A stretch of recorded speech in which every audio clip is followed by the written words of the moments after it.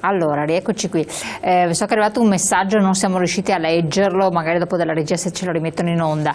Rita Turati, volevamo dare anche i numeri, i numeri che comunque sono interessanti perché comprovano che c'è stata dietro una ricerca, quindi non si sta parlando sulla base del nulla o di sensazioni, ma anzi... C'è non solo una ricerca, ma ci sono anche i numeri che emergono dal bilancio dell'INPS, cioè sono numeri ufficiali questi qua che adesso do. Allora, tenendo conto di quanto è grosso modo la cifra che si spende per il sistema previdenziale italiano, che sono attorno ai 270, aspetta che non voglio dire, 270 milioni di euro l'anno. Miliardi, ecco, sapevo io gli zeri. 270 miliardi l'anno, il peso dell'assistenza, quindi un peso improprio, arriva a circa 27 miliardi che pesano impropriamente sul bilancio dell'INPS. Non sono brustoline quando tu Boeri denunci, no? Il fatto che non reggerà più in prospettiva perché ci sono 7-8 miliardi di deficit. Intanto togli questa roba qua, perché come diceva Daniele, ma va a gravare. Il nostro sistema di welfare italiano dice che tutta l'assistenza me la pago già con le tasse, quindi se togliamo questo va in attivo. Ma se andiamo a vedere poi le altre voci che non sono, diciamo, che hanno i buchi veri, sono i dirigenti, sono il pubblico impiego, perché c'è un'evasione dello Stato che non versa i contributi, fa un giro... Questo è importantissimo ricordarlo. E questo è il buco, e in particolare gli enti locali, comuni, sistema delle le province, le regioni, fino ad arrivare ai ministeri, che non hanno versato i contributi effettivi all'INPS. E quando c'è stata la riforma Fornero nel 2011, si è fatto il mega INPS, hanno detto facciamo una cassa unica a livello nazionale, ma senza dire caro Stato tu adesso vai a mettere quei fondi, se no grava, no? Allora si è fatta un'operazione di cassa, noi lo denunciamo ormai da anni, si è fatta un'operazione di cassa sui redditi medio-bassi, perché non si sono aggrediti i nodi veri che il nostro sistema previdenziale ha. L'ultimo dato che voglio dare, a parte i vitalizi, no? Che se vuoi dopo facciamo una battuta a parte delle ultime dichiarazioni di Fornero, l'altra cosa che a noi fa arrabbiare moltissimo, ed è per quello che è la seconda voce della nostra piattaforma, quello di intervenire sul sistema fiscale, che quando dicono che confrontando il nostro sistema con quello europeo lo fanno impropriamente, che quindi noi pesiamo sul PIL molto di più, eccetera eccetera, balle, perché il nostro, come diceva anche Padoan recentemente, è uno dei sistemi più che reggono maggiormente sul piano fiscale. Sai perché, fra le varie? Perché sulle tasse dei pensionati, facendo l'esempio di una pensione di 20.000 euro all'anno, che non è una pensione alta, noi facciamo pagare a questo pensionato solo di IRPEF il 20,73%, ok? Sai su un reddito analogo in Germania quanto paga lo stesso pensionato? Lo 0,20%. Perché riconoscono che questo reddito qua è reddito che io ho versato nel corso degli anni e che quindi ho il diritto di pagare meno per gli ultimi anni che mi mancano. Allora confrontano fischi per fiaschi, sono balle. Non c'è stata l'aggressione dei problemi che erano rimasti aperti con la vecchia riforma del 95. No? Si sono lasciati tutti lì e si è fatto il prelievo degli 80 miliardi, come abbiamo visto, sui redditi medio-bassi della pensione, punto. Allora, noi diciamo basta, cioè siamo un po' stanchi di annunci e di queste... Ecco, giustamente, prendendo il discorso dei vitalizi, perché è stato tirato fuori, quindi dici vitalizi insostenibili, facendo venire l'ansia, perché ovviamente il sistema non reggerebbe questi vitalizi. Dai tagli, dai vitalizi si potrebbero ottenere circa 200 milioni di risparmi. In realtà poi la risposta delle Camere è che assolutamente hanno una cassa a parte. Vediamo il messaggio che è arrivato, ma vogliamo parlare delle pensioni erogate ai tanti genitori anziani degli stranieri senza alcun diritto? Che dire? Una risposta, prego. Chi sono i genitori anziani degli stranieri? No, questa è proprio una bufala incredibile. Se non ci fossero gli rispondiamo allora per stranieri che ci pagano le pensioni a noi, saremmo in crisi ancora di più. No, il problema, guardate, è molto semplice. A questo telespettatore bisogna ricordare che oggi gran parte del sistema si regge grazie ai versamenti che i lavoratori stranieri fanno nel sistema, e tra l'altro lavoratori che sono stati immessi nel mercato del lavoro senza aver gravato, diciamo, negli anni precedenti nel sistema sanitario o scolastico, che sono le due grandi voci della spesa pubblica. Quando ti arriva una persona che ha 27 anni e tu la inserisci nel mercato del lavoro e lui comincia a pagare le tasse come tutti i lavoratori italiani e i contributi, questi contributi vanno messi nel sistema. Poi ovviamente quando andrà in pensione o quando dovesse ritornarsene al suo paese, dipende dal paese da dove proviene, c'è la possibilità di ricostruire una posizione o di trasferire la sua posizione in un'altra parte. Però è riconosciuto da tutti gli economisti questo tema del grande contributo che danno i lavoratori, diciamo, stranieri al sistema, diciamo, industriale e al sistema anche previdenziale. Poi ci sono degli aspetti, ma guardate, non esiste che venga erogata una pensione a persone che non ne hanno diritto, e sulla base della legge Fornero bisogna aver maturato 20 anni di contributi per avere diritto a un trattamento. Cosa diversa sono eventualmente riconoscimenti sociali a reddito che potrebbero ricevere persone anziane che si trasferiscono, come viene fatto per i cittadini italiani. Ma questa è un'altra partita, non c'entra con le pensioni.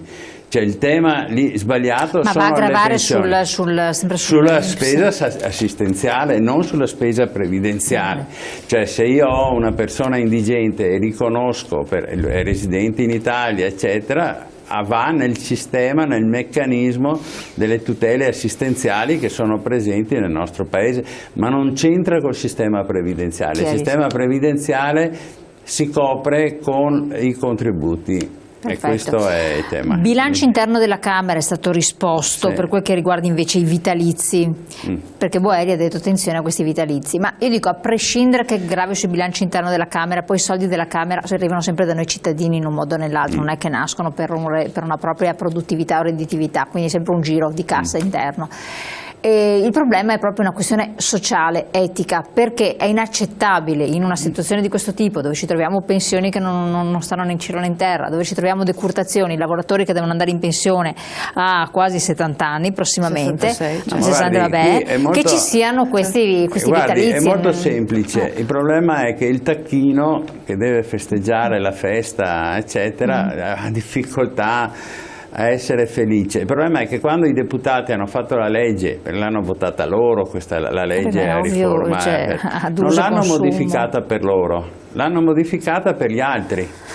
Questo è il tema grande, e tenete presente che ci sono anche altre categorie, diciamo, per esempio magistratura, l'esercito, alcune categorie di cittadini italiani non gli è stata fatta la modifica che è stata fatta alla generalità dei lavoratori dipendenti nel nostro paese, alla categoria dei giornalisti, ci sono diverse categorie che sono state, diciamo, in qualche maniera regolate in modo diverso dal sistema. È chiaro che se la proposta di Boeri va nel senso di dire adeguiamo anche per i parlamentari e per i vitalizi, che non sono solo i parlamentari, sono anche tutti i consiglieri regionali, tutto il sistema della rappresentanza,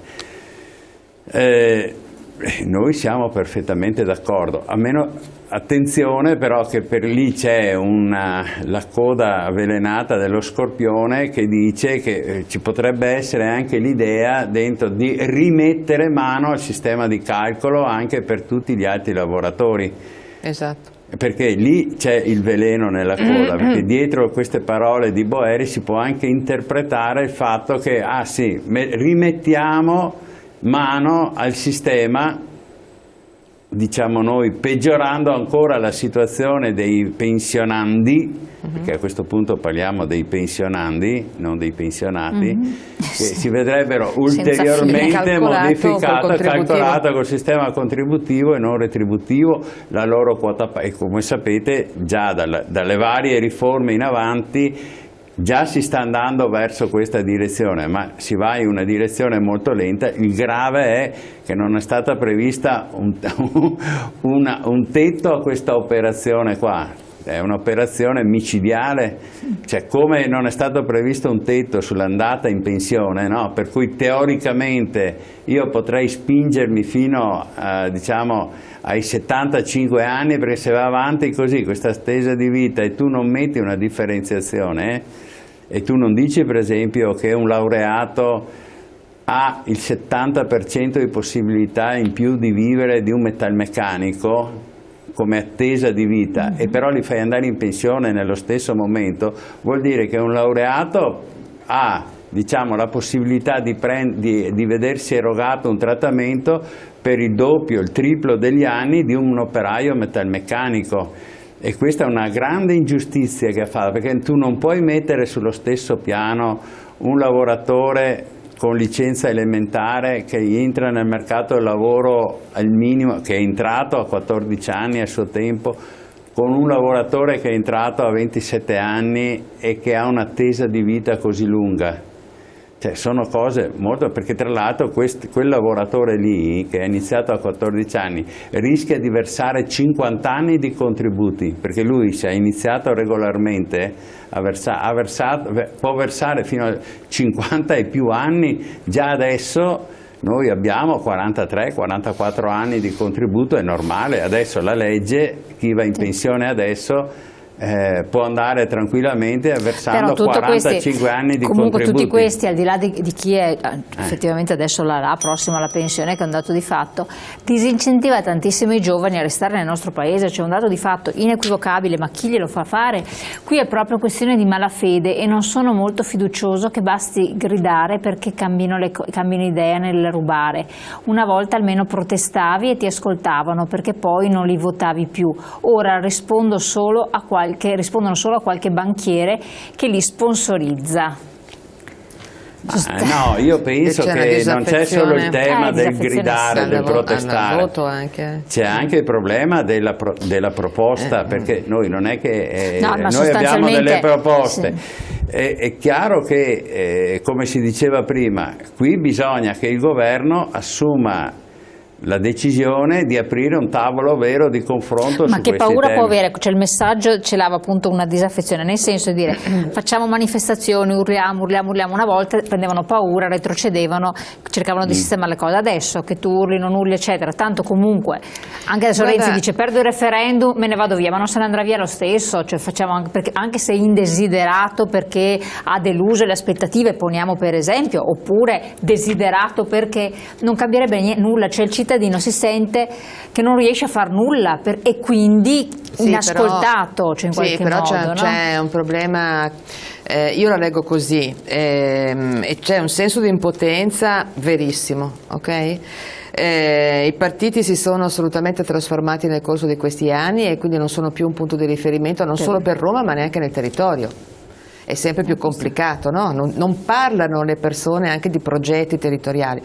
Allora, il punto è che non basta una manifestazione, 2 manifestazioni all'anno, non basta che CGIL, CISL, UIL dicano, bisognerebbe appunto provare ad investire seriamente nei cittadini, seriamente, cioè riattivare un senso civico che dica allora, siamo davvero arrabbiati, questa è la priorità per tutti noi, incominciamo e non molliamo più, diamo coerenza anche all'arrabbiatura che c'è, che è sacrosanta, giusta, eccetera. Bisogna appunto che oltre ai sindacati, che pure hanno le loro responsabilità, perché a volte hanno ceduto pure loro, io non voglio mica sottrarmi, come abbiamo detto tante volte, a delle responsabilità che abbiamo avuto perché ci hanno sfinito nel corso di questi anni, sfinito, ed è sempre più fatica anche tenere botta nelle aziende, non solo fra i pensionati, oggettivamente, però bisogna che assieme a noi si allarghi la voglia di reagire, perché se invece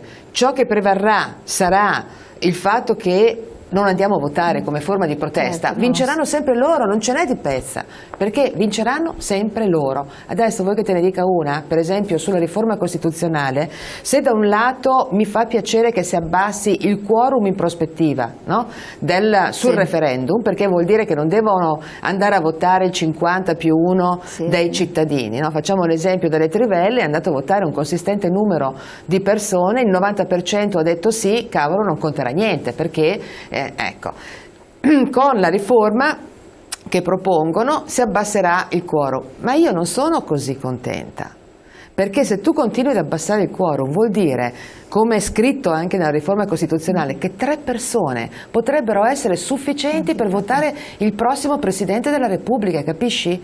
Allora se noi non reagiamo in massa a questa roba sarà sempre peggio, e noi invece vogliamo provare ad investire. Non è un caso che facciamo iniziative anche con i giovani e che stiamo mettendo in piedi cose su questo terreno qua e andiamo nelle scuole, però siamo abbastanza soli, diciamocelo. Ecco, noi dovremmo provare, anche e non so come. Perché qui si parla di questioni non tanto che riguardano, come in passato magari poteva essere proprio vertenze, cioè questioni sindacali in senso stretto, qui si riguarda proprio di categorie di persone, lavoratori, pensionati, a prescindere da situazioni sindacali.